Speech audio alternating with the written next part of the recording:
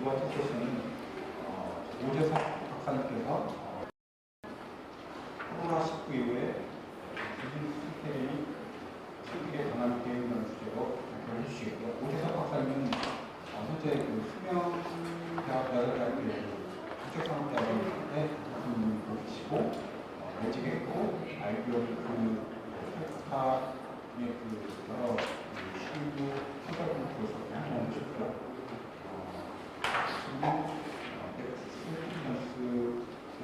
사업하고 계십니다. 두 번째 세션 오재석 박사님이 통해서 가보도록 하겠습니다. 수고하는 계시는 박사입니다.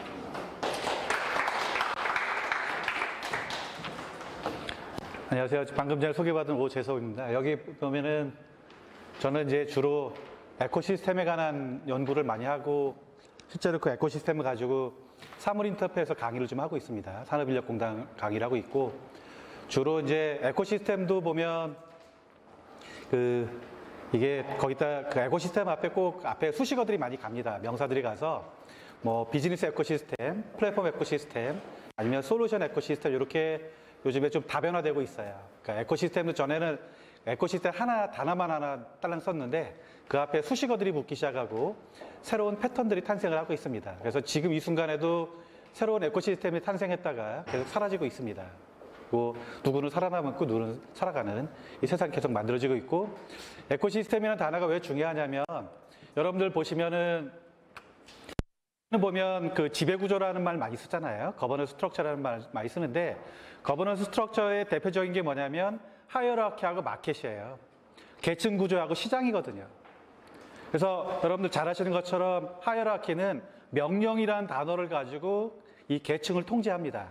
그런데 마켓이라는 분산형 구조는 어떤 정보를 가지고 통제를 하냐면 가격이라고 하는 신호를 가지고 통제를 합니다. 그리고 지금 오늘도 보면 정부에서 그 현재 코로나 관련한 대비를 하기 위해서 오늘 회의를 했거든요. 그 대통령 주재를 했는데 거기에 자료도 나온 거 보면은 거기 인용된 것들 보면 뭐 알렉스 칼릴리코스라고 하는 그 영국의 학자가 있어요. 마크주의자예요. 저는 정부에서 그 대한민국 정부가 인용하는 그 외국의 그 학자들 이름이나 한 말 중에 그 마크주의자를 갖다 언급한 건 최초인 것 같아요. 뭐라고 예측을 했냐면, 언급했냐면, 알렉스 칼리니코스 마크주의자고 상당한 수준에 이제 있는 학자인데, 아직까지 마크주의를 고집하고 있어요. 근데 그 사람이 한 얘기는 뭐냐면, 코로나 바이러스가 그 현재의 신자유주의에 대해서 치명타를 매겼다. 그래서 신자유주의의 대표적인 이런 시장 질서라든 이런 것들이 변화가 올지 모르겠다. 뭐 이런 얘기를 한 거거든요. 그러면 이제 시장이라는 단어도 지금 뭐 한물 갈 거냐? 그렇진 않을 건데 그러면 마켓이라는 단어 그 다음에 지배구조는 뭐가 올 거냐? 에코시스템이라는 키워드가 전면에 나설 거다라고 하는 거예요. 그래서 저는 정부의 산자부에서 그 얘기를 좀 했으면 좋았는데 그런 거 없이 그냥 마켓에 시장에 기존의 자본주의 질서에 약간의 변화가 올 거다라고 하는 정도만 얘기해서 좀 실망을 했기는 했어요. 이제 그런 차원에서 에코시스템이라는 단어, 이런 것들. 그 다음에 저는 이제 비즈니스 모델하고, 그 다음에 디자인 사이언스, 그 다음에 또 이제 프로덕트 서비스 시스템 해가지고 흔히 얘기하는 제품 서비스 융합, 이런 분야의 전문성을 갖고 있습니다. 그래서 뭐 학교에서만 떠드는 건 아니고요. 요즘 학교들이 현실 적응력이 대단히 떨어집니다.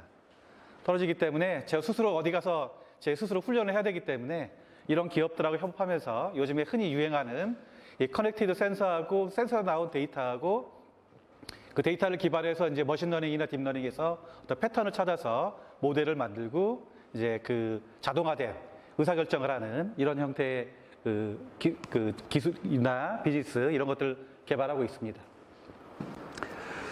그래서 이제 다시 돌아가면 제가 말씀드릴 주제는 그 코로나 바이러스에 대비해서 그 에이자일 액션 하자. 그러니까 아주 유연한 어떤 행동들을 해야 되겠다라고 하는 거예요. 왜냐하면 제가 보기에는 현재 이후로는 변화가 더 빠르게 올 것 같아요. 그 다음에 그 깊게 여러 영역으로 퍼져나갈 것 같거든요. 그러려면 현재 우리가 하고 있는 행동들의 집합, 앞으로의 비전 이런 것들은 무의미할 수도 있겠다라고 하는 거예요. 그러려면 이 엔지니어나 이런 분들을 보면 굉장히 알고리즘의 적인 행태를 많이 보이거든요. 의사결정이나 경영 의사결정도 마찬가지고 스타트업들은 대부분 다 기술 기반이거든요. 그런 데들이 환경 변화가 오면 그 환경 변화에 대해서 의사결정을 쉽게 못하는 인식이나 이런 것도 굉장히 더딜 수가 있기 때문에 네, 실패할 가능성이 더 높아집니다. 그런 측면에서 이제 이런 에이자일 액션의 어떤 개념을 가지고 한번 그 설명을 한번 해보자라고 하는 게 제 생각이었고요. 그래서 이제 앞에 그림은 이 모티브인데요. 여기 보면 BFG라는 영화에서 보면 어깨에 조그만 아이가 올라가 있는 거거든요. 거인의 어깨에. 그래서 이 거인은 제가 생각하는 건 수요자, 예, 아니면 소비자들이 어떻게 변하는지를 보고 우리 스타트업이나 이 창업자들이 그 소비자들이 어떻게 움직이는지를 보고 행위를 결정해야 되겠다. 뭐 이런 측면의 그림이고요. 이거는 이제 여러분 잘 아시는 우리나라에서 번역이 더블 타깃이라는 영화인데 여기 보면 그 더블 타깃의 주인공이 이 총에 대해서는 모르는 것이 없다라고 하는 사람을 찾아갑니다. 네, 찾아가서 그 질문을 하죠. 자신의 질문하고 그러면서 이분이 하는 얘기가 뭐냐면 세상은 보이는 게 다가 아니다. 생각을 해라. 본질이 뭐냐? 라는 아이디어를 줍니다. 그러면서 이제 이렇게 자기 머리를 가리키고 생각을 해라. 라는 뜻이거든요. 그래서 이제 매칭시켜서 제가 만들어 봤습니다. 그래서 이제 제목 말씀드렸고요. 제 연락처가 이렇게 있으니까 여기 강의 노트에도 있으니까 질문 있으시면 그 문자라든지 이메일로 주시면 되겠습니다.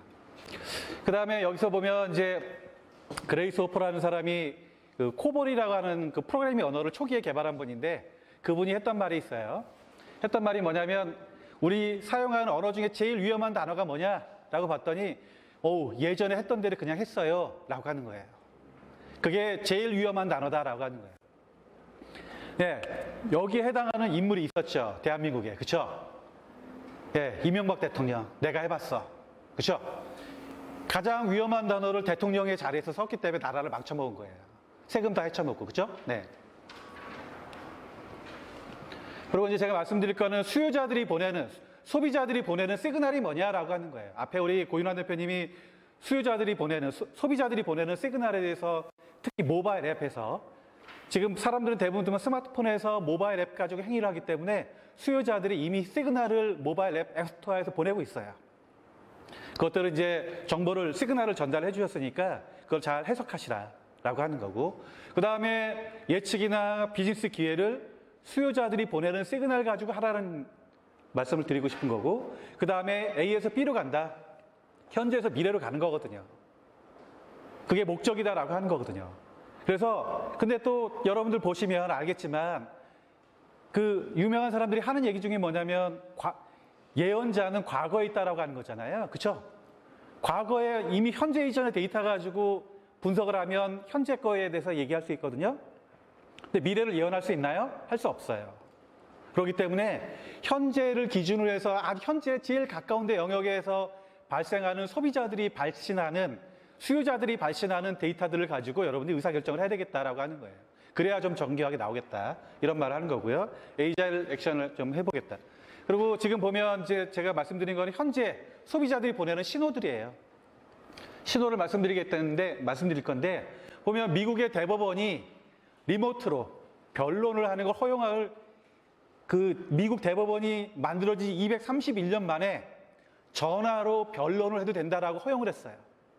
아, 이게 비대면이 굉장히 중요해지고 거기다가 어떤 권위라든지 실효성을 부여하는구나. 그게 미국의 대법원에서 최초로 부여를 하고 있다라고 하는 거예요. 비대면 이런 것들이 굉장히 중요해지고 있다고 하는 상징적인 거죠. 그 다음에 보면 인터넷 이용자들이 보면 여기 막 이마케터 같은 데 조사해 놓은 거 보니까 이제 보통 많은 대부분의 사람들이 공공장소 가기 싫어요. 코로나 때문에, 전염병 때문에 가기 싫다. 그 다음에 연령이 높을수록 오프라인 상점을 갖다 기피하는 경향이 점점 높아지고 있다. 특히 노인들, 60대 이상들, 50대를 지나서 비율이 굉장히 높아져요. 그 다음에 이번에 코로나 바이러스의 특징은 남성 감염자들의 사망률이 높아요. 그래서 그 남성 감염자들, 나이 드신 남성들이 어떤 오프라인의 샵이나 스토어나 이런 데 방문하기를 굉장히 꺼려한다. 공공장소도 가기 꺼려한다라고 하는 거예요. 그러니까 비대면으로 갈 중요한 데이터들을 이렇게 보여주고 있구나, 실측하고 있구나라고 하는 거죠. 그 다음에 여러분들 비대면으로 가장 그 번성하고 있는 회사 중에 하나가 아마존이에요. 그렇죠? 아마존의 주가 동향이에요. 코로나 이후로 보시면 이렇게 평평하게 있다가 급등하기 시작합니다. 그러면서 그렇죠? 아마존의 제프 베조가 어떻게 됐어요? 예, 무려 재산이 300억 달러가 증가했어요. 주가가 상승하면서. 네. 그래서 아, 이게 비대면 전자상거래가 더 급등하겠구나, 급성장하겠구나라고 하는 거예요. 그러면 비대면이 발전하기 시작하면 UX, UI 측면에서 신뢰성 있는 UX, UI들이 발전해야 돼요. 그 다음에 트러스티드 테크놀로지들이 발전해야 됩니다. 신뢰 기술들이 발전해야 돼요. 그 신뢰 기술에 기반해서 비대면으로 신뢰할 수 있는 제품과 서비스를 공급해야 되겠다라고 하는 거예요. 그러면 트러스티드 테크놀로지에 관한 수요가 급증하겠죠. 앞으로 그럴 건데 이런 신호들을 그렇게 받아들여야 되겠다라고 하는 거예요. 그 다음에 보시면 이렇게 IT와 관련된 이퀴먼트들이나 디바이스나 이런 것 출하량이 급강하고 있어요. 특히 이게 2020년 1분기 때 내용이에요. 2분기에는 더 감소했겠죠. 그렇죠? 출하량들이 감소하고 특히 여기 보시면 스마트워치나 이런 것들은 마이너스 16%예요. 2분기에는 제가 보기에 추정하기에는 20% 이상을 넘어가고 있어요. 감소량 자체가, 출하량이. 그러면서 저기 TV 같은 거는 보세요. TV 같은 거는 감소량이 상대적으로 적어요. 왜 그럴까요? 집에 있어야 되면서 미디어, 콘텐츠를 수요해야 되기 때문에 TV에 대한 출하량이 상대적으로 적은 거다라고 하는 거예요. 그런 신호들을 이제 보내는 거. 특히 이제 스마트폰도 보면 이런 스마트워치나 노트북이나 이런 거 대비 약간 더 감소량이 적다라고 하는 거예요. 상대적으로. 왜냐하면 집에서 비대면으로 뭔가 해야 되기 때문에. 이런 이제 미디어 도구들이 상당히 중요해지고 있다라고 하는 거고요. 그 다음에 여러분들 공유경제 이름이 붙은 이런 에어비앤비나 우버나 리프트 같은 회사들이 지금 현금을 태우고 있어요. 오래 못 갈 것 같다. 라고 하는 건데 투자자들이 돈을 더 넣겠죠. 그런데 이 공유자 붙은 것들이 이런 어떤 그 위생, 그렇죠? 공유는 위생으로 해결이 안 돼, 할 수 없거든요. 위생자가 붙기 시작하면 여러분들 마스크 같은 거 누구랑 쓰던 거 쓰고 싶으세요? 절대 그럴 리 없죠. 그렇죠? 자동차도 마찬가지죠. 그러니까 이 공유경제에 의해서 배타적인 소유에 대해서 사람들이 기피하게 될 거야 라고 하는 거지만 지금의 코로나 사태 때문에 그 예상은 가설은 기각될 수 있겠다. 뭐 이런 얘기들이 나올 수가 있습니다. 그 다음에 보시면 이제 에듀테크에 관련된 디스턴스 러닝 같은 거, 원격 학습이나 이런 것들이 지금 대한민국도 보면 잘 돼 있지만 막상 닥치니까 어떻게 되나요? 구동이 잘 안 돼요. 대한민국 정부가 클라우드 플랫폼으로 이 에듀케이션 플랫폼을 잘 만들어 놨으면 제가 보기엔 이렇게 혼선이 오지 않았어요. 근데 지금도 보시면 중고등학교들 보시면 구글에 뭐 써가지고 지금 강의하고 있거든요. 예. 대한민국 교육부나 그 다음에 클라우드 담당자들이 생각이 없었어요. 그거 앞으로 지금 보면 오늘 대책회의도 보면 그런 거 플랫폼 만들겠다고 하는 거거든요. 그럼 거기서 사용될 기술 요소들, 그죠? 이런 것들 한번 생각해 보셔야 되겠다. 그것들이 공급 영역이 될 테니까요. 그다음에 소비자들도 보시면 아까 말씀드린 것들 보면 비대면 소통 신호들을 계속 보내고 있다. 그다음에 디지털 플랫폼이 지금 보면 30대, 40대 인터넷에 익숙해져 있는 사람들이 주 수요자였는데 그 주 수요자들이 20대에서 10대 후반으로 넘어가고 있다라고 하는 거예요. 그러면서 이제 이런 동영상 콘텐츠들, 그다음에 틱톡이나 유튜브 같은 것들, 포트나이트 같은 게임들 이런 것들 수요가 이제 트위치나 이런 것들 급증하고 있다라고 하는 거예요. 그래서 이제 연령대가 인터넷에 익숙해져 있던 30대, 40대가 아니라 20대, 10대 후반으로 지금 넘어가고 있다라고 하는 거예요. 그러니까 수요자들이 젊어졌다라는 거예요. 소비자들이. 그 다음에 이제 잘 아시는 것처럼 어디 모여서 대형으로 컨퍼런스를 못 여니까 온라인 컨퍼런스 가거나 하는 것들, 이런 것들이죠. 그 다음에 이제 비대면이니까 아무래도 결제 시스템이 더 지금보다 편리해져야 되고 다원화돼야 되겠다라고 하는 거예요. 지금 간편 결제 같은 것들 있잖아요. 근데 여러분들 간편 결제하는 회사들 있잖아요. 그 회사들의 경영 지표가 나아졌다고 하는 게 지금 코로나 이후에 대한민국에서 있었나요? 별로 없습니다. 그렇죠? 포털에 연결되어 있는 무슨 페이 이런 것들만 지금 사용되고 있어요. 실제 토스 같은 애들이 급등했나? 돈을 벌어가지고 상장한다는 얘기 들어보셨나요? 네, 어딘가 문제가 있는 거예요. 그런 회사들은. 그런 것들 한번 찾아보시라는 거고요. 그 다음에 이제 전자상거래가 급등하니까 그건 거기까지 좋아. 서버 같은 거 감당할 수 있어. 대신 뭐예요? 로지스틱이 문제가 되는 거예요. 로지스틱이 물류가 문제가 되면서 그걸 어떻게 해결할 거냐라고 하는 거예요. 그런 이슈들이 이제 대두가 될 거고, 그럼 거기에 어떤 기술 요소들이 개입이 돼야 돼라고 하는 것도 이제 등장하겠죠. 그다음에 핀테크 때문에 이제 은행 같은 데 가지 못하게 하니까, 오프라인 지점 못 가게 하니까, 그러면 은행의 지점에 가지 않고도 웹이나 모바일로 은행에서 할 수 있는 고급 경험들을 비대면으로 할 수 있느냐라고 하는 거예요. 여기서 보면 고급이라는 단어가 중요해집니다. 어드밴스한 것들. 그래서 뭐 여러분들 돈 많이 가진 분들은 은행에 가면 지점장실에 또 독립돼서 상담을 받거든요. 그다음에 커피도 주시고, 그렇죠? 비싼 돈 많은 고객들은 어때요? 또 어디 새로운 화랑이 문 열었는데 거기 그림이 그럴듯한 게 있네요. 은행 지점장이 데리고 가서 그림 사게 하거나 이런 거거든요. 네. 그다음에 공연이 있어요. 오페라 좋은 게 있어요. 그 고객 커스터머 리텐션 하면서 그렇게 은행들이 고급 서비스를 하는 거거든요. 그런 고급 서비스를 비대면으로 할 수 있어야 되겠다라고 하는 거예요. 돈 많은 고객들은 그걸 바랍니다. 이런 것들이 이제 대두가 되고 있다라고 하는 거고요. 그다음에 이제 무역협회에서 나온 자료들 보면 중국의 이베이, 그러니까 서베이를 해서 중국 소비자들의 동향을 파악했더니 OF가 중요하더라라고 하는 거예요. 펀 있고 패밀리고, 그다음에 여기 뭐죠? 피트니스, 그다음에 페이스, 그다음에 경제적 자유도니까 이제 자신들이 돈을 더 자유롭게 써야 되겠다, 뭐 이런 것들이에요. 오, 가격 중심으로 돌아가는 거구나, 비즈니스가 앞으로. 그런 것들이죠. 그다음에 재미 요소가 있어야 되고, 그다음에 어떤 건강에 관련 사람들이 굉장히 민감해졌구나 라고 하는 것들이에요. 그래서 건강 보조식품, 그것도 신뢰성이 있어야 돼요. 여러분들 중국제 하면 어떻게 되나요? 메이드 인 차이나 그러면 보니까 저기 미국이나 이런 데서 마스크도 불량이 돼가지고 뭐 반품했다는 등 이런 소식은 아주 귀에 쏙쏙 들어옵니다. 그렇죠? 검사 키트가 중국제가 갔는데 영국에서 에러가 많이 나가서 리젝트 됐어요 하는 소식은 많아요. 그래서 어떻게 되나요? 중국산 건강 보조식품은 믿을 만한 거야? 예, 그런 생각은 이제 없죠. 근데 한국 건 어때요? 지금 평가 보면 한국이 지금 코로나 사태를 맞으면서 검사 키트하고 이런 한국의 정책 요소들 보면 한국의 트러스트가 생겼어요. 대단한 브랜드의 가치를 높이고 있는데 그런 것들을 활용해야 되겠다라고 하는 이런 이슈들이 이제 대두가 되는 거죠. 코로나로 이제 얻은 게 그런 거잖아요, 한국이. 그래서 이제 이게 OF라고 하는 키워드를 한번 생각해 보는데 꼭 중국만 그럴 것 같지는 않구나라고 하는 거예요. 그 다음에 여기는 보면 이제 저는 실직 데이터를 중요시 여기는데 여기는 보면 이제 건강과 관련된 것들, 온라인 헬스케어라든지 뭐 O2O라고 하는 거는 중국 애들이 만든 용어예요. 오프라인과 온라인을 연결하겠다고 하는데 제가 보기엔 정확한 용어는 아니에요. 아닌데 계속 한국에서도 쓰고 있죠. 누가 자꾸 써가지고 퍼뜨리고 있는데 중국에서 이제 O2O라고 하는 거, 우리 흔히 얘기하는 이제 배달 앱 뭐 이런 것들이에요. 네. 이런 것들이 굉장히 번성하고 있고 무려 시장 성장률이 200에서 350%까지 폭증하고 있다. 뭐 이런 것들이에요. 그 다음에 온라인 에듀케이션도 보면 20에서 100%까지 성장하고 있다. 실제 여기에 그런 해당하는 기업들이 어디에 있냐라고 하는 것들 지금 실직 데이터로 나오고 있고 이런 것들을 이제 베인앤컴퍼니 같은 컨설팅 회사들이 실제 데이터를 수집을 해서 이렇게 자신들의 컨설팅 회의로 리포트하고 있어요.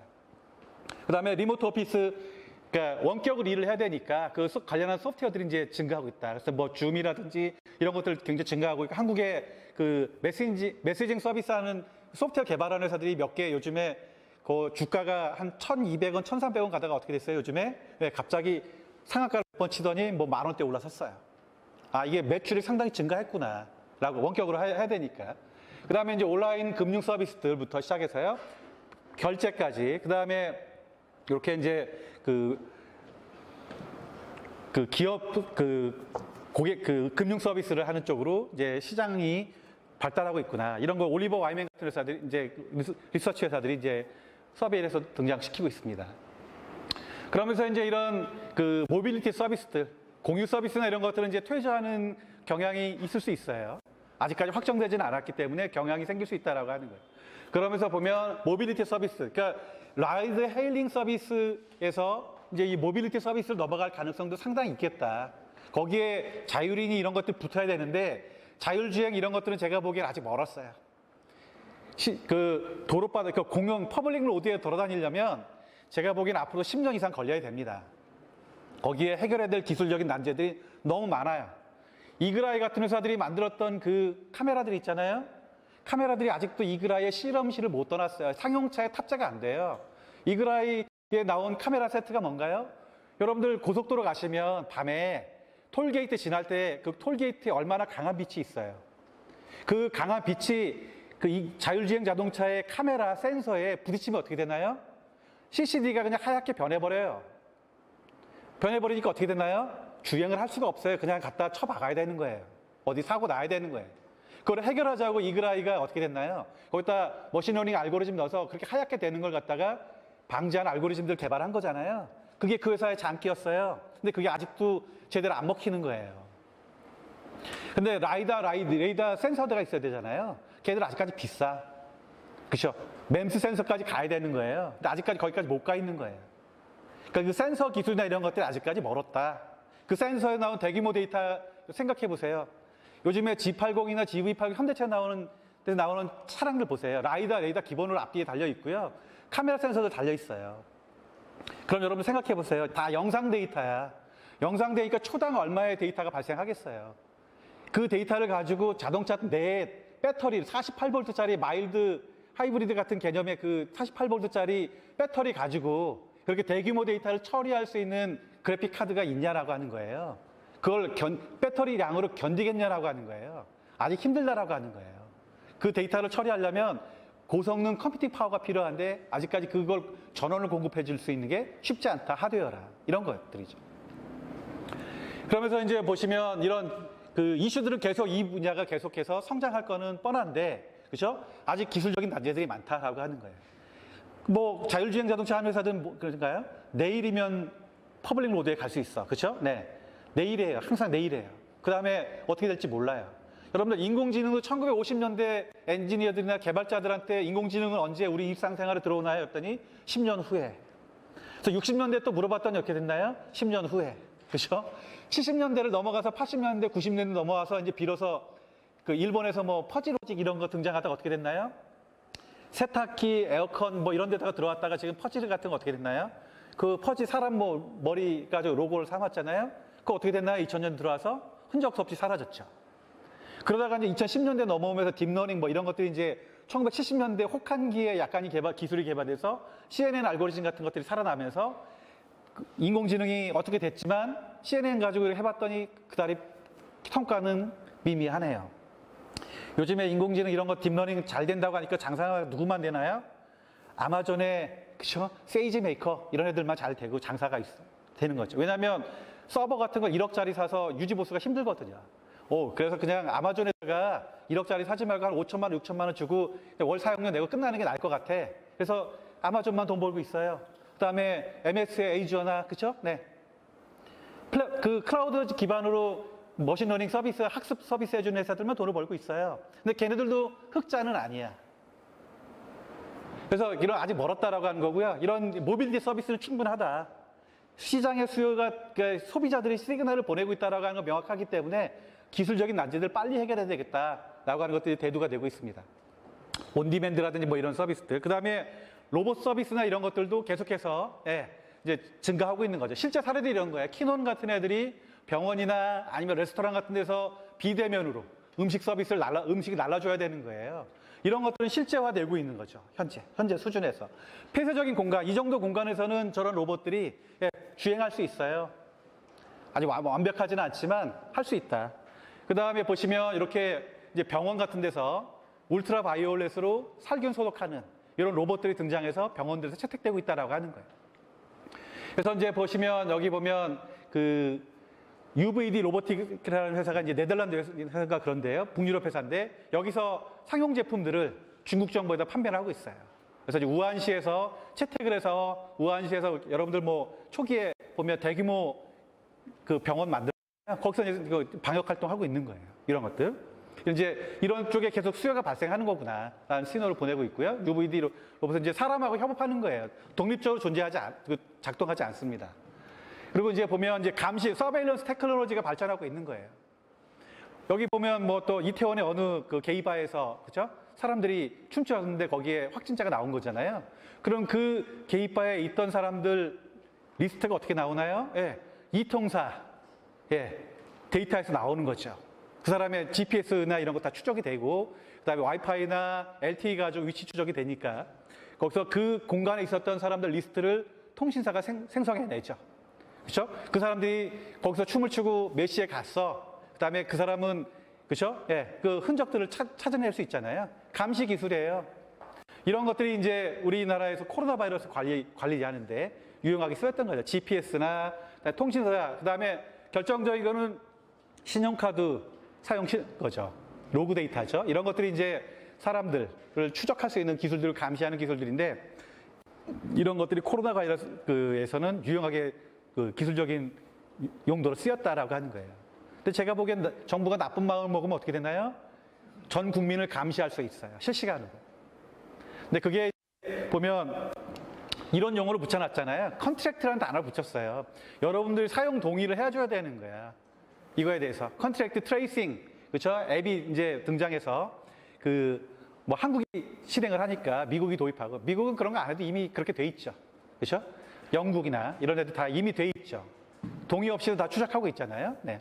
하지만 형식적인 동의를 가지고 이제 이런 걸 하고 있다라고 하는 거잖아요. 앞으로는 제가 보기엔 이런 쪽의 기술 수요는 더 광범위하게 퍼져나갈 수 있다라고 하는 거예요. 뭐 이런 것들 이제 잘 아시는 거고, 현상들이 나타나는 거고요. 그 다음에 여러분 보시면 투게더 앳 홈에서 이제 그 공연장, 실제 오프라인으로 공연을 못 여니까, 그렇죠? 레이디 가가가 주도가 돼서, 그렇죠? 이 공연을 유엔하고 내셔널 지오그래픽 같은 애들이 협업을 해서 전 세계에 흩어져 있는 아티스트들이 원격으로 공연한 거잖아요. 그걸 이제 중계 방송한 거잖아요. 여기서 이제 이런 것들이 또 앞으로의 어떤 문화를 만들어 나가는 중요한 지금 어떤 사례로 대두가 되고 있는 거잖아요. 여러분들 라이브 에이드 같은 거 한번 생각해 보세요. 그런 것들은 오프라인에 모여가지고 한 거잖아요. 그렇죠? 근데 이거는 온라인에 모여가지고 다 개별로 아티스트들이 각자의 집에서 PC 하나 가지고 마이크 가지고 다 한 거잖아요. 네, 이러면서 이제 새로운 공연 문화가 만들 수도 있고, 사람들끼리의 소통 방식에서도 리모트 이런 것들이 이제 그 사람들 생활 속에 들어올 수 있겠구나라고 하는 걸 실증한 거잖아요. 네. 그 다음에 이제 인포데믹이라고 해서 이제 정보가, 그쵸? 오히려 역정보가 돼서 사람들을 불안하게 만들고 이런 것들, 요소들이 있잖아요. 그런 것들을 어떻게 제거할 거냐? 인포데믹을 어떻게 예방할 거냐, 제거할 거냐, 막상 닥치면. 그쵸? 국내에서 얼마나 많은 거짓 정보들이 흘러다닙니까? 선동가들, 그쵸? 선동가들이 거짓 정보 흘리는 거잖아요. 페이크 뉴스 흘리잖아요. 그런 것들은 자신들의 정치적인 목적, 행위들을 하는, 이데올로기적인 행위를 하는데 아주 중요한 가짜 정보들을 흘리잖아요. 그렇죠? 그 제일 잘하는 사람이 누구예요? 미국의 대통령이에요. 미국의 대통령 자체가 페이크 뉴스 흘리면서 자기의 정치적 목적들을 달성해내고 있거든요.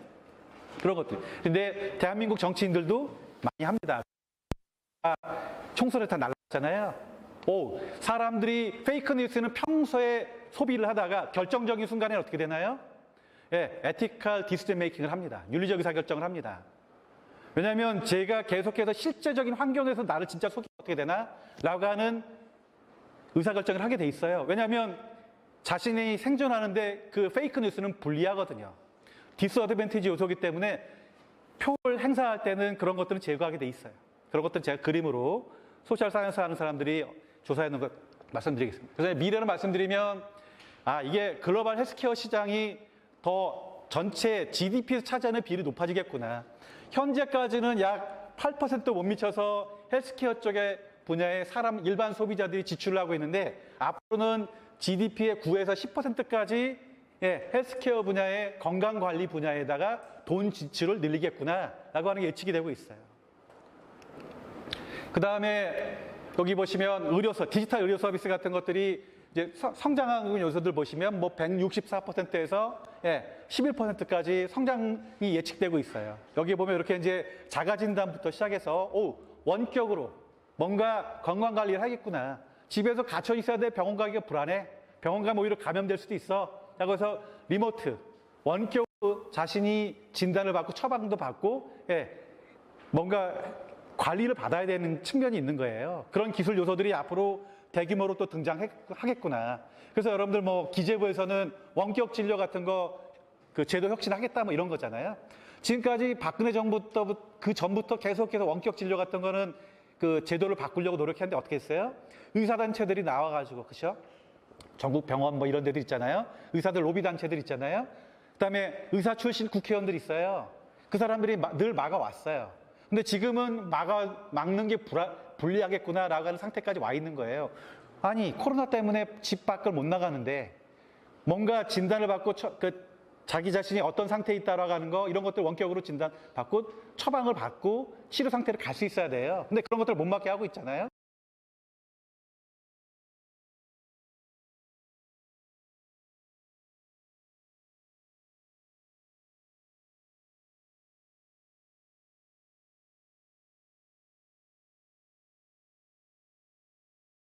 있다.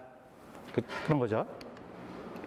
그 다음에 이제 중국의 의료 플랫폼들이 성장이 가속화되고 있다라고 하는 거. 실제 사례예요. 이것들은. 지금 보시면 어떤 거는 900%까지 도달해 있어요. 여기에 왼쪽 편에 있는 것들은 실제 그 회사들 로고예요. 앱 로고예요. 이런 것들은 이제 자료에 있으니까 유심히 보시고 실제 사례들을 파악해 보셔라. 그 다음에 이제 중국 쪽에서는 보면 이런 것들이에요. 위생 방역용품, 신뢰성이 있는 거. 중국제는 자신들도 못 믿는 거잖아요. 네. 그 다음에 면역력 증강, 건강 보조 식품들 이런 것들부터 시작해서요. 캠핑용품이나 이런 건강 보조 식품들, 가정용 게임기, 오히려 이제 콘솔 게임이나 이런 것들 있잖아요. 이런 것들 증가할 수 있어요. 수요가. 그 다음에 이제 신뢰성 있는 제품과 서비스들. 그 다음에 특히 보험 분야에서 특히 가족 단위의 건강보험이 증가할 수도 있겠구나라고 하는 거예요. 아까 보면 서베이의 결과도 보면 패밀리라는 단어가 패밀리가 있잖아요. 네. 여기에 금융하고 연결된 제품들이 서비스나 이런 것들이 연결될 수가 있는 건데 가족 단위의 건강보험들 이런 쪽으로 갈 수가 있겠구나라고 하는 거예요. 그다음에 거기에 이제 온라인 진료라든지 이런 것까지. 그래서 여러분들 이제 아까 스마트워치 같은 것들은 지금 출하량이 줄었다고 말씀드렸잖아요. 16%까지 1분기에는. 근데 지금 여러분들 나온 스마트 애플워치 같은데 보면 어떤 게 지금 장기로 중요한 장점 요소인가요?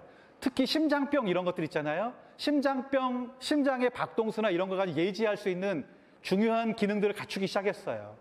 그다음에 그런 웨어러블 디바이스나 이런 거 가장 중요한 건 뭐냐면 센서의 민감도예요. 센서에서 산출된 데이터가 의사들이 신뢰할 수 있는 데이터냐라고 하는 거예요. 근데 그 요건들을 맞추고 있어요. 애플 같은 회사들은. 대학병원 같은 데서 웨어러블 디바이스들 테스트하면서 프로페셔널한 병원 내 진단 장비들과 이렇게 웨어러블 디바이스들하고의 생성된 데이터가 신뢰성이 서로 비슷한 수준이냐라고 하는 걸 검증하는 단계로 왔고 상당하게 검증 단계에 와 있어요. 검증을 넘어서고 있는 거거든요.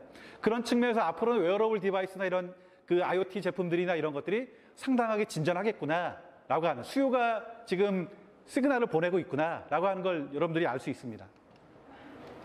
그래서 이제 데이터 사이언스나 이런 것도 나온 기술들 요소들 보면 헬스케어의 수요 예측이나 이런 것들 지금 현재 중국이나 이런 데 나온 데이터들 가지고 지금 수요가 폭발하겠구나라고 하는 걸 찾아내고 있고요. 그 다음에 보시면 요즘에 머신러닝 가지고 백신이나 이런 거 개발하겠다라고 하는 거잖아요. 근데 제가 보기엔 아직까지는 실효성 있는 개발 요소들은 별로 기술들은 머신러닝에서 그다지 크진 않은데 앞으로는 이 분야가 수요가 커질 거고 한국에도 이미 빅데이터 가지고 그렇죠? 신약 개발하는 쪽에 쓰겠다 뭐 이런 것들이 이미 몇 개 회사들이 있고 코스닥 시장에 등장해가지고 뭐 계속 뻥튀기 하고 있잖아요. 네. 그다음에 이제 코로나 이후 키스텝에서 과학기술평가관리원에서 이게 코로나 이후에 신기술 요소들이 있는데 여기 보면 헬스케어 관련된 것들이에요. 제가 설명드린 것들이에요. 교육이나 교통 쪽에 아까 모빌리티 서비스 쪽 있잖아요. 에듀테크라든지 이런 것들. 그다음에 로지스틱 문제 된다고 그랬잖아요. 물류기술들. 그다음에 제조 쪽에 특히 이제 중국에 지나치게 의존하고 있는 제조 서플라이 체인 매니지먼트라고 하는 거 있잖아요. 지금 전 세계 항생제 제조의 약 90%를 중국에서 하고 있어요. 미국도 80% 이상을 중국에서 생산된 항생제에 의존하고 있어요. 여러분들 치과에 가면 항생제 처방받잖아요. 치과에서 처방받는 항생제 약 95%가 중국에서 생산됩니다. 물류나 공장이 우한에서 멎어버리니까 어떻게 되나요? 각 나라가 항생제 비축을 못하는 거예요. 그리고 어떻게 될까요? 항생제부터 예를 들면 그런 거잖아요. 중국에 계속 의존하면 안 되겠네.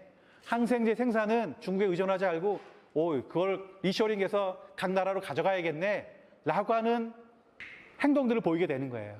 우한이 또 자동차 부품 생산하는 데들이 많거든요. 그래서 한국에서도 현대기아차가 일부 멎었어요. 이거 안 되겠구나.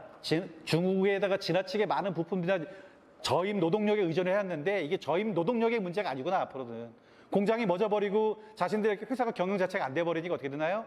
어떤 방식으로든지 중국에다 의존을 줄여야 되겠네. 글로벌 서플라이 체인 매니지먼트를 다시 조정해야 되겠네. 라고 하는 움직임이 생기는 거예요. 그러면서 이제 제조, 특히 중국의 제조 공장을 각 나라 본토로 가져가려고 하니 무슨 일이 벌어지나요? 미국은 2000년대 초반부터 리쇼링 해가지고 중국 본토에 있던 제조 공장들을 미국 본토로 가져가려고 상당히 노력해왔어요. 그런데 공장을 띄어서 미국으로 막상 가져가려고 하니 예, 미국에서는 제조업이 떠난 지 벌써 40년, 50년이 됐어요. 숙련된 노동자들이 없는 거예요. 공장을 미국으로 뛰어가지고 가도, 예, 숙련된 노동자들이 없어서 공장을 돌릴 수가 없는 거예요. 그러면 어떻게 되나요? 사람 없는 공장으로 가야 되는 거예요. 언맨드 팩토리로 가야 되는 거예요. 그래서 4차 산업혁명의 스마트 팩토리 이런 것들이 더 본격화될 거다라고 하는 것이고 거기에 대한 수요는 폭증할 거다라고 하는 거죠. 그러면 거기에 필요한 기술 요소들 잔뜩 만들어서 누군가한테는 팔아야 된다라고 하는 거예요. 이런 것들. 그 다음에 이제 뭐 잘 아시는 이런 내용들. 문화에서 아까 공연 같은 거, 투게더 앳홈 같은 것들 있잖아요. 여기서 이제 VR, AR 같은 것들이 본격화될 가능성이 있겠다라고 하는 거예요. 오, 공연장에 실제 공연장에 가지 않아도 온라인에서 내가 체험해도 실제 공연장에 가는 것 같은 아주 어드밴스한 체험을, 익스피리언스를 할 수 있어. 라고 하는 것들을 여러분들이 누군가는 제공을 서비스를 해야 되는 거예요. 그렇죠? 그런 것들은 이제 그 AR, VR 같은 것도 더 본격화될 건데 공연이라든지 이런 것들이에요. 만약에 컨퍼런스를 해야 되는데 단순히 줌 같은 것만 가지고 하는 거는 실감이 나지 않고 더 많은 사람들하고 리얼하게 해야 돼. 이런 것들 있잖아요. 또 입체 사운드나 이런 것들도 중요해지는 기술 요소들을 갈 거예요. 그래서 애트모스 같은 이런 그 돌비 같은 회사들이 만드는 이 입체 음향하고 VR, AR하고 결합해서 실제 이런 공연하고 그 콘텐츠나 이런 분야가 발전할 수도 있겠구나. 이런 것들이 이제 대두가 되고 있습니다. 그래서 이제 보시면 정부에서나 과기부나 키스텍 같은 데서 기술 예측을 수요로가 이제 예측을 하고 있는 거죠. 그래서 이제 4차 산업혁명 관련한 이제 인공지능이라든지, 그 다음에 스마트 팩토리하고 관련된 거라든지, 그 다음에 컴퓨터 비전 기반의 카메라들, 이런 것들 더 본격화될 거다라고 하는 거죠. 모빌리티 서비스, 모빌리티 문제를 해결하려면, 자율주행을 해결하려면 카메라 센서가 핵심이에요. 카메라 센서 핵심이면서 그 안에 그 카메라 센서가 CCD가 갖고 있는 약점들, 이런 것들을 보완해야 되는데, 그런 기술 요소들을 인공지능 알고리즘으로 해결하겠다라고 하는 것들이 이제 더 그 수요가 커지겠죠. 그다음에 이제 보시면 알겠지만 인공지능 기반의 온도 감지 이런 것들 있잖아요. 그렇죠? 근데 그 단순히 사람의 온도만 체온만 측정하는 것이 아니라 그 체온 측정기 장비에 스마트 엣징이 들어가는 거죠. 그 안에서 알고리즘이 들어가서 그 사람이 감염돼 있는지 여부는 이런 것도 판단할 수 있는 개념으로 이전할 거다라고 하는 거죠. 단순히 이제 온도만 재서 36.5도야, 37도야 라고 하는 거 제시하는 게 아니라 이 사람이 감염 가능성이 있어요, 없어요? 이런 것까지 판단할 수 있게 가겠다라고 하는 거예요. 그런 것들 기술 요소들 수요가 있겠구나, 제품 수요가 있겠구나 이런 것들이고, 그다음에 드론과 로봇 같은 것도 이제 의료 물품들 긴급 배송 이런 이슈들도 생기고, 그다음에 이제 이런 그 경제 활동을 하면은 항상 결제가 따라다녀야 돼요. 그래서 이제 캐시레스 페이먼트, 현금 없는 결제들, 모바일 결제 이런 것들이 이제 좀 더 강화될 거다라고 하는 것이고, 그다음에 수요가 폭증할 거다 이렇게 예측이 되고 있죠. 그다음에 이제 나노 단위의 나노 수준 단위의 어떤 기술 요소들이 있잖아요. 나노 테크놀로지인데 이런 것들이 이제 그 세정제, 그다음에 살균제 이런 거 개발할 때 나노 기술들이 유용하게 쓰이고 있다고 하는 걸 이태리의 기업들이 지금 증명을 해서 세정제 시장에서 강자로 등장하고 있어요. 이런 것들이 이제 실제 사례다. 그다음에 여러분 잘 아시는 것처럼 3D 프린팅이 이제 전성기를 맞이할 준비를 하고 있구나라고 하는 거예요. 비상시기에 어떤 여러분들 지금 보면 산소호흡기나 이런 데 그 중요한 그 부위의 플라스틱 부품들 있잖아요. 그런 것들 수요가 폭증하면서 대응을 못 하고 있는 거예요. 이거를 지금 보면 나사의 프로젝트들을 보면은 나사의 제트 추진 연구소에서 비상시에 3D 프린터를 이용해서 이런 것들을 빠르게 사회적으로 공급할 네트워크를 준비하고 있는 거거든요. 그런 것들 이제 지금의 메이커 스페이스들 이런 것들이 제 역할을 할 때가 왔구나 사회적으로 이런 것들이 이제 대두가 되고 있습니다. 이런 것들이 이제 국가적으로 이렇게 분류를 해봤는데요. 이런 것들은 하이 커패시티, 하이 유시지, 이펙티브니스에 있는 요 분면, 이런 분면은 이제 독일이나 한국 같은 거 지금 대처하는 것들이 있는데 이런 것들이 현구에 한국이 여기 와 있구나. 그래서 나머지 분면에 있는 국가들한테 우리가 뭔가 해줄 수 있고, 그다음에 제품과 서비스나 기술 요소를 만들어서 팔 수 있는 영역이 있겠구나라고 하는 건 이제 제가 말씀드릴 수 있고요. 제가 임의로 분류한 거니까 이것들은 여러분들이 더 세분하게 하시면 되고, 그다음에 이제 산업연구원 같은 데서 밝히는 것들이 있어요. 특히 이제 이런 것들이죠. 디지털 트랜스포메이션, 그다음에 산업진흥화. 이게 다 이제 인더스트리 4.0하고 관련된 이슈들인 거죠. 그래서 이제 특히 이제 CNC 머신이나 이런 것들이 더 고도화되고 인공지능 탑재되는 것들, 이런 것들 가고 있는데 아직까지는 실효성은 높지는 않아요. CNC 머신 같은 것들이 이미 많은 부분에서 컴퓨팅 파워가 들어가 있기 때문에 현재 수준으로도 충분한데 CNC 머신들끼리 통신을 꼭 해야 되냐라고 하는 거예요. 기계들끼리 협업을 해야 되냐, 뭐 이런 이슈들이 있는데 그런 것들은 뭐 효율성 측면에서 앞으로 향상되겠죠. 네. 그다음에 이제 보시면 이런 것들 이제 그 글로벌 서플라이 체인이 조정되겠구나. 중국에 지나치게 의존하는 거, 특히 동남아도 그렇잖아요. 이번에 베트남 보세요. 베트남 보니까 한국에 대해서 배신 때렸어. 어떻게 되나요? 이제 베트남하고 같이 놀면 안 되겠네. 라는 의식이 벌써 심어졌어요. 그리고 쟤들 별로 능력이 안 된다라고 하는 게 동남아의 몇몇 국가들 보면 태국이나 말레이시아나 베트남 같은 나라들 어때요? 실력이 별로 없구나. 그 다음에 선진국이 될 마지막 나라가 대한민국은 끝나겠구나. 라고 하는 거잖아요. 지금 베트남이나 말레이시아 이런 나라들이 선진국에 진입하려고 상당히 노력을 하지만 제가 보기에 실력이 안 될 것 같아요. 자동차도 보세요. 완성차 만드는 회사들 보세요. 베트남이나 말레이시아 같은 회사들이 완성차를 만들고 싶어서 상당히 기간 노력해왔어요. 근데 만들 수 있나요? 없어요. 베트남 같은 회사들이 완성 자동차를 만드는 방법은 뭐예요? 보시 같은 컨티넨탈 같은 부품 제조사들 쥐어짜는 거예요. 그냥 완성된 거 수입해다가 조립하면 되는 거예요. 그런데 못하는 게 뭔가요? 차대 이런 것들은 못해요. 차대를 만드는 그 고강도 강철 같은 거 어때요? 여러분들 베트남에 제철소가 있나요? 없어요. 안 되는 거예요. 그래서 그러니까 이런 것들을 잘할 수 있는 나라가 아시아 지역에는 한국밖에 없구나. 일본도 지금 계속 하락세로 가는 거잖아요. 일본의 제조업, 특히 일본이 잘 못하는 게 뭐냐면 디지털화하는 거예요. 디지털을 못하는데 디지털을 못하니까 어떻게 되나요? 일본이 과거에 잘 먹고 살았던 게 뭔가요? 남의 기술 카피하는 거였잖아요. 근데 디지털은 어때요? 저비용으로 낮은 비용으로 쉽게 카피할 수 있어요. 누구나 다. 그렇죠? 일본이 거기서 경쟁력을 상실해 가는 거예요. 그러면서 이제 이게 글로벌 서플라이 체인 매니지먼트가 서플라이 체인이 재조정되면서 중국의 의존도를 상당히 낮춰가려는 움직임이 생기겠구나. 그러면 미국의 어느 교수가 하는 얘기가 한국의 첨단 제품은 한국 중심으로 가고 이런 것들 얘기 나오잖아요. 소설 쓰는 거지만 나쁘지 않은 소설이에요. 그럴듯합니다. 그렇죠? 지금 독일 같은 데도 보세요. 독일은 인구가 줄어요. 노령화가 심해졌어요. 그래서 언맨드 팩토리를 가는 이유가 뭐냐면 근로자들이 없기 때문에 그래요. 이제 터키나 이런 데 노동자를 수입했는데 어떻게 됐나요? 북아프리카에서 너무 많은 사람들이 유럽 본토 넘어오니까 감당을 못하니까 어떻게 막고 있어요. 노동자 수요가 있지만 인위적으로 막고 있는 거죠. 이제 그런 것들 측면에서 노동자들 수입하는 거라고 그다음에 내부 문제들 이런 것들 특히 영국에 이제 유럽 EU에서 떠났잖아요. 그러면서 또 독립적인 존재를 가면서 유럽의 제조업이 다시 조정될 가능성이 있겠다라고 하는 거예요. 중국은 이제 믿지 못하겠다라고 하는 것은 이제 대두가 되면서 이 탈중국화가 가속화될 거다라고 하고 리쇼링 형태로 나타날 거고 여기에 이런 인더스트리 4.0과 관련된 기술 요소들 여러분들 이게 많이 들어보셨잖아요. 이런 요소들이 더 수요가 증가하겠구나라고 하는 것들을 여러분들이 아실 수 있겠다. 그래서 이런 거 말씀드렸고요. 그 다음에 이코노미스트 같은 데서 한 얘기들 다 제가 한 얘기들 또 해놨고요.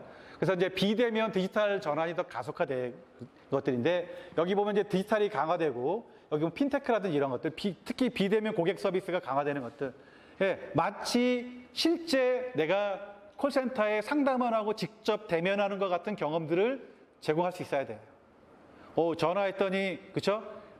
음성을 안내 나가지고 몇 번 누르고 이런 거 있잖아요. 이거보다는 더 어드밴스한 유저 인터페이스를 제공할 수 있어야 되겠다라고 하는 이런 비대면 쪽에 수요가 증가할 것이고 그 다음에 여기 보시면 다 아는 얘기들인 거죠. 특히 반도체 수요는 급증할 거다라고 하는 거죠. 특히 메모리 반도체. 왜냐하면 클라우드나 이런 것들 비대면으로 가려면 다 서비스 클라우드를 가야 되잖아요. 클라우드 플랫폼을 가야 되는데 그 클라우드 플랫폼들 메모리를 증설해야 돼요. 서버 증설을 해야 되는 거예요. 그래서 하이닉스나 삼성전자의 이번 분기에 어때요? 실적이 그럴듯합니다. 그래서 상대적으로 주식 가격이 덜 떨어지는 거예요. 그리고 여러분들 보시면 빅데이터 처리하는 서버들 보세요. 메모리 사이즈가 무지무지 커야 돼요. 100기가, 120기가 이거 기본으로 가야 돼요. 그 다음에 여러분들 요즘에 메모리 베이스 컴퓨팅이라는 개념을 가고 있잖아요. 메모리 반도체 너무 중요해졌어요. 지금 CPU는 이런 것보다 더 중요해지는 거예요. ARM 같은 회사의 CPU 세트들보다 메모리 반도체의 기술이 훨씬 중요해지고 메모리 자체의 기술이 더 중요해지는 거예요. 그래서 지금 흘러가는 판세를 보면 어떻게 되나요? 메모리가 CPU니 이런 것들 흡수해서 하나로 패키징 되는 거예요. 그러니까 이제 메모리가 앞서가고요. 그 뒤에 CPU 같은 걸 따라가는 형태로 흘러가고 있는 거예요. 그게 이제 뭐냐면 메모리 베이스 컴퓨팅이에요. 이렇게 흘러갑니다. 그리고 이제 그런 것들 더 강화되는 것들. 그 다음에 여기 보시면 이런 것들 공유 주방 이런 것들을 저기서 이제 오프라인의 식당이 불황이 되면서 배달 음식들이 중요해지고 모빌리티가 중요해진 이런 형태의 이제 것들 많이 말씀드렸고요. 특히 이제 다중 밀집 같은 거 아까 제가 공공장소 사람들 많이 모이는 거 싫어한다고 그랬잖아요. 실직 데이터로 나오는 거잖아요. 이런 것들 싫어하니까 뭔가요? 이렇게 생존을 해서 1인실이나 분리공간 등으로 변신할 가능성이 있겠다라고 하는 거예요. 오, 안전하게 내가 스스로 살 수 있는 그 공간 개념으로 바뀌겠구나. 이런 거 많은 오피스텔이 뭐 이런 것도 그런 개념으로 바뀌겠구나. 그러니까 그 코로나나 이런 방역 그 어떤 바이러스나 이런 것도 안전한. 그러니까 다 여러 사람이 모여서 공동으로 행동하는 공간이 아니라 나 혼자 안전한 공간 이런 것들을 낮은 가격에 수요를 하는 욕구들이 충분하겠구나. 거기다 비용은 또 willing to pay잖아요. 그런 것들은 탄력성이 비교적 낮은 영역이겠구나. 가격을 올려놔도 수요는 그다지 떨어지지 않겠구나라고 하는 것들인 거죠. 그러면 임대업도 자신들의 개념을 바꿔야 되겠다. 뭐 이런 거잖아요. 네. 그다음에 제조업의 무인화 이런 것들도 이제 가속화될 거다. 뭐 이런 얘기들 있고요. 그다음에 인구 구조도 변화가 돼서 이제 저출산으로 가고, 뭐 이런 환경에서 아기들을 낳는 거야. 이런 거죠. 실제 그렇잖아요. 그리고 고령화로 가는 거죠. 그러면 저출산 고령화로 가니까 흔히 그 출산율을 높이고 그다음에 고령화를 낮추는 방법은 백약이 무효인 거예요. 제가 보기엔 별다른 효용이 없어요. 지금 여러분들 우리나라 저출산 문제 해결하려고 정부에서 돈을 얼마나 갖다 많이 부었나요? 해결되나요? 정치인들이 가끔 망언하죠. 그렇죠? 애는 셋은 기본 낳아야 돼. 그다음에 여성 혐오 발언하는 정치인들 보면 다 뭐예요? 저출산 문제 얘기하면서 다 혐오 발언하는 거예요. 근데 그렇게 혐오 발언해도 어떻게 되나요? 환경이 나쁜데 아기들을 왜 낳는 거야? 예, 당사자들이 그렇게 판단하고 있는 거예요. 환경이 안 좋은데, 미래가 불한데. 지금 클라이밋 체인지도 있어가지고 환경 어떻게 될지 모르는데 중국에서 공장 덜 돌아가니까 어떻게 되나요? 남극에 있는 오존 구멍 8개가 메꿔졌다는 거잖아요. 구멍이 이제 없어요, 오존 구멍이. 그러면서 하늘도 맑아졌잖아요. 대한민국 여러분들 요즘에 봄에 황사 경고 알러트 떴나요? 거의 안 떴어요. 이게 대한민국 한반도의 황사 문제는 중국이 문제구나 라고 증명을 하고 있는 거잖아요. 네. 이런 것들. 그래서 특히 이런 정보기술이 제조업하고 연결되는 영역들이 더 가속화되겠구나 라고 하는 것들이 이제 여러분이 알 수 있죠. 그래서 이제 거의 많은 모든 영역에 알파벳 E가 그 앞에 수식어로 붙어 왔는데 더 다양한 영역에 붙어 나겠구나 라고 이제 말씀드릴 수 있고요. 그 다음에 디지털 경제니 뭐 이런 것들은 이제 여기 제가 말씀드린 것들 다 여기 있습니다. 그 다음에 이제 이렇게 보면 지금 보면 우리 아까 보면 감시 기술들이 있잖아요. 그런 것들이 이제 이런 것들을 통해서 만들어 왔어요. 텔레그램이니 뭐니 이런 것들. 근데 지금은 이런 거 다 텍스트 기반이잖아요. 그러면 얘들도 이제 패러다임의 시프트가 할 때가 왔구나. 틱톡처럼, 그렇죠? 동영상 중심의 보안 메시징 서비스 쪽으로 가겠구나라고 하는 흐름이 만들어지고 있는 거예요. 그러면 이제 그래? 페이스북이나 트위터는 이미 이제 기울은 지 상당히 됐으니까. 그러면 페이스북도 전성기를 지나갈 수도 있겠구나. 근데 페이스북은 또 인스타그램이라고 하는, 그죠? 사진 중심이 있어요. 동영상은 아닌 거죠. 그러면서 이제 틱톡이 위력을 발휘할 수도 있겠구나. 저런 동영상 쪽의 메시징 서비스나 이런 것들이 보안 형태로 증가할 수 있는데, 여러분들 텔레그램이나 저런 사태에서 보면 알 수 있듯이 저게 보안성은 있다고 하지만 어떤 국가기관이나 이런 데서 못 열어보나요? 그렇죠? N번방 애들이 그걸 못 열어본다고 착각을 하고 그런 짓을 했지만 어떻게 되나요? 택도 없는 얘기예요. 네. 예, 국가기관에서 못 열어볼 수 있는 암호 체계는 없다. 그렇죠? 네. 그 다음에 이제 잘 아시는 것처럼 이런 것들을 집단지성 문제를 해결하겠다라고 하는 기술 요소들이 이제 등장하고 있다라고 하는 거예요. 혼자 해결 못 하는 거예요. 국가 하나가 해결 못 하는 거예요. 여러 나라, 여러 커뮤니티, 소셜 네트워크들이 협업을 해야 되겠구나 라고 하는 것들. 그래서 이제 넥스트레인이나 이런 블루닷 같은 협업 기반으로 어떤 질병이나 이런 것들 확산되는 걸 예측하는 이런 것들이 등장하고 있는 거예요. 앞으로는 더 그런 것들이 더 강화되겠구나. 그래서 이제 트렐로 같은 협업 도구들, 이런 것들이 더 기존의 소셜 네트워크나 이런 것보다 협업 도구들이 더 앞에 전면에 서겠구나라고 하는 걸 알 수 있습니다. 그 다음에 이제 제가 말씀드린 건 이제 끝마무리를 가야 되는데요. 이거는 네이처에 나온 최근의 논문이에요. 사람들이 이렇게 어떤 위협을 인식하는 것부터 시작해서요. 여기에 이거는 소셜 사회 과학자들이 그 네이처니까 세계 탑저널이잖아요. 여기에 이제 샘플 가지고 연구를 한 거예요. 다양한 반응들을 보이는 점. 그런데 어떻게 되나요? 사람들은 스트레스나 이 스트레스를 관리하는 측면들 이런 것들을 보면 어떻게 되나요? 사람이 계속 사회적으로 분리되기를 원하나요? 사회적으로 격리되기를 원하나요? 사람이? 아니에요. 사람은 혼자 있을 때보다 둘이 있을 때, 셋이 있을 때가 생존력이 더 좋아집니다. 예, 진화의 기본 방향이 뭐냐면 사람이 여러 사람 모이는 거예요. 거기서 협업을 하는 거예요. 그래야 생존력이 높아지거든요.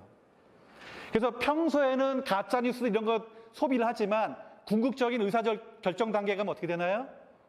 나한테 불리해 그거는. 그러면서 뭔가요? 소셜 커넥션을 만들어야 되겠어 라고 하는 거예요. 소셜 네트워크는 아까 제가 말씀드린 이런 협업 도구들 발전하는 이유들이 온라인상에서 발전하는 이유들이 거기에 있어요. 더 발전하겠죠. 그 다음에 여기 보시면 인티메이트 릴레이션이에요. 친근한 관계들을 형성해야 돼요. 그렇죠? 여러분들 독거 하다가 혼자 돌아가시는 분들 있잖아요. 그렇죠?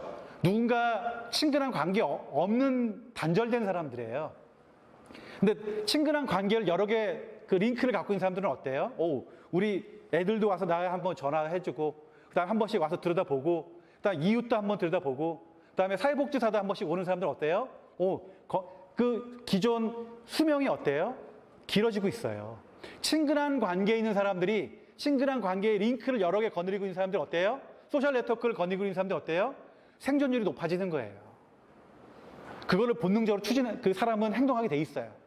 그러면 저런 인티메이트 릴레이션십을 만드는 온라인 도구들, 비대면 도구들 어때요? 발전해야 되겠죠. 지금보다 어떻게 돼요? 더 어드밴스해져야 되는 거예요. 거기에 기술 요소들, 서비스 요소들이 더 앞으로 더 많이 등장해야 되겠다라고 하는 거예요. 그 다음에 보시면, 그쵸? 마음이 건강해져야 되는 거예요. 마음뿐만 아니라 마음만 건강하면 되나요? 몸도 건강해야 되는 거예요. 이런 많은 행위, 소셜 사이언스의 비헤이비어 사이언스에서 기본적인 진화로 생각해보면 사람들은 궁극적으로 페이크 뉴스나 이런 것도 어때요? 그냥 소비하는 거예요. 소비하다가 결정적인 단계에서 어떻게 되나요? 자기한테 불리하거든요. 자신이 생존하고 진화하는데 불리하거든요. 그런 것들 배제하고, 이런 행위 관리를 갈 수밖에 없는 거예요. 이거를 충족시켜주는 비대면을 충족시키는 요소들이 증가해야겠다. 기술 요소들부터 시작해서요. 이런 것들로 갈 수밖에 없겠구나 라고 하는 거죠. 그 다음에 아까 제가 말씀드렸잖아요. 대한민국 그 산자부 장관이 그런 발언을 해서 저는 대단히 실망했는데, 보면 지금까지 시장의 가격 신호를 가지고 경제 시스템을 통제했던 게 지금 자본주의 경제가 대부분. 자본주의라고 해서 실체가 있는 건 아니에요. 그 용어가 중요한 건 아니거든요. 꼭 막스가 자본주의를 규정했다고 해서 그걸 따라갈 필요가 없어요. 여러분들 막스가 살았던 시절에 그 자본론을 저술했던 시기와 지금하고 어때요? 천차만별이에요. 그걸 그대로 대입할 수가 없어요. 우리나라 진보 세력들의 단점은 그거예요. 막스가 1800년대 19세기에 인식했던 내용을 아직까지도 적용하고 있는 거예요. 그 사람들은 생각이 멎어 있어요. 지금 정의당도 보세요. 참패했던 이유가 뭔가요? 생각이 멎어 있어요. 20년 전, 30년 전에 했던 얘기를 지금도 하고 있어. 세상은 변했는데. 한국의 자본주의 수준이 굉장히 증가했어요. 높아졌어요.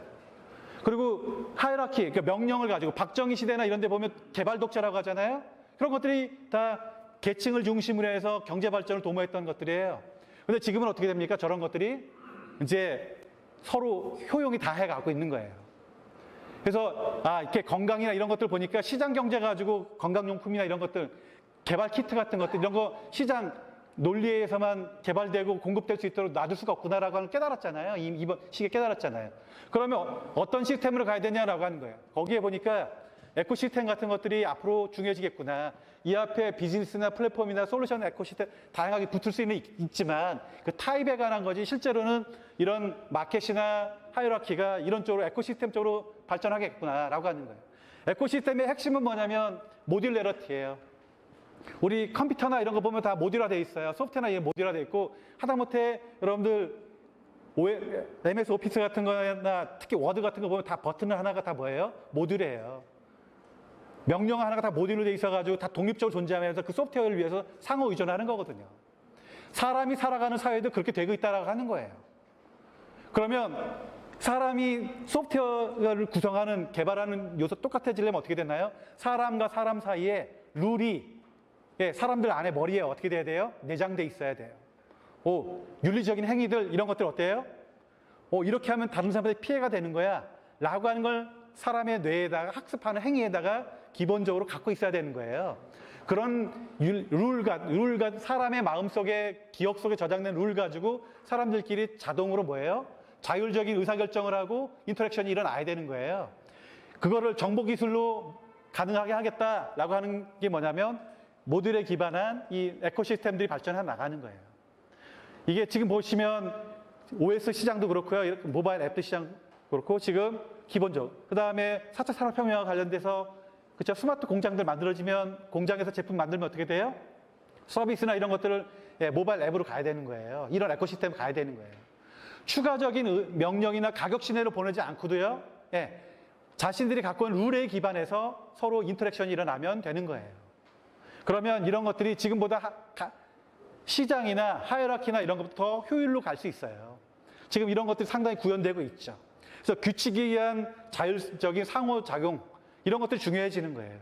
그러면서 이제 여러분들 흔히 나오는 게 후쿠야마 사람이 1996년도에 트러스트라는 책을 썼어요. 21세기 자본주의에서 제일 중요한 건 뭐냐? 서로 간의 신뢰다라고 하는 거예요. 서로 간의 신뢰가 있어야 상호작용이 충분히 일어난다라고 하는 거예요. 비대면에서. 그런 것들이 없으면 어떻게 되나요? 비대면에서 서로 신뢰가 없으면 어떻게 되나요? 인터랙션이 일어날 수 없어요. 그러면 여러분들 요즘에 트러스트 테크놀로지가 이 모듈 내러티브에서 가장 중요한 기술 요소들인 거예요. 서로 상호작용하는데, 거의 끝나갑니다. 그래서 상호작용하는데 중요한 요소를 가고 있다라고 하는 거고요. 그래서 이제 제가 말씀드리고 싶은 건 이런 거예요. 수요자가 보내는 신호에 스타트업들은 집중하고 그것들을 파악하고 분석하고 그 다음에 통찰력을 유지하기 위해서 우리 회사에서 발생하는 데이터와 그 다음에 수요자들이 보내는 신호하고 매칭해서 분석할 줄 알아야겠다. 그러면서 거기서 비즈니스 모델 혁신이 뭐 이런 것들, 이노베이션을 해야 되겠다라고 하는 거예요. 비즈니스 모델 혁신의 가장 중요한 요소는 뭐냐면 가치, 소비자, 그러니까 수요자들이 보내는 시그널을 가지고 우리 회사의 비즈니스 모델을 어떻게 수정해야 되겠냐라고 하는 거예요. 이런 것들을 중요하게 하겠다. 그 다음에 거기에 가치 제한을 끄집어내고 특히 요즘에 소비자들은 뭐냐면 프리시전 컨슘이에요. 정교한 소비를 하는 거예요. 그러니까 스마트폰에 내가 샀던 기록들 이런 것들 있잖아요. 그 다음에 내가 핀테크 기반으로 내가 지출 기록 같은 거 다 내 스마트폰에 갖고 있잖아요. 그런 거에 맞춰서 행위를 하게 돼 있는 거예요. 지금은 어때요? 단순히 그게 다 조각조각 나 있어요. 소비자들의 행위들이 다 조각조각 나 있는데 그걸 연결해서 소비자들 자신들의 가성비 높은 소비를 해야 되는 거예요. 그런 것들을 가능하게 서비스에 나와야 되겠다라고 하는 거예요.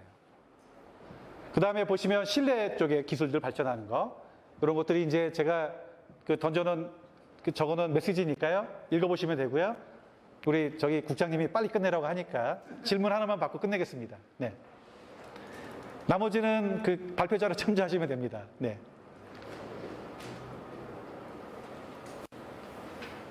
이렇게 흘러간다라고 이제 제가 말씀드린 거고, 이렇게 어떻게 행동해야 되겠다 말씀드린 겁니다. 네. 질문 없으면 여기서 마치겠습니다. 강의 주셔서 감사합니다.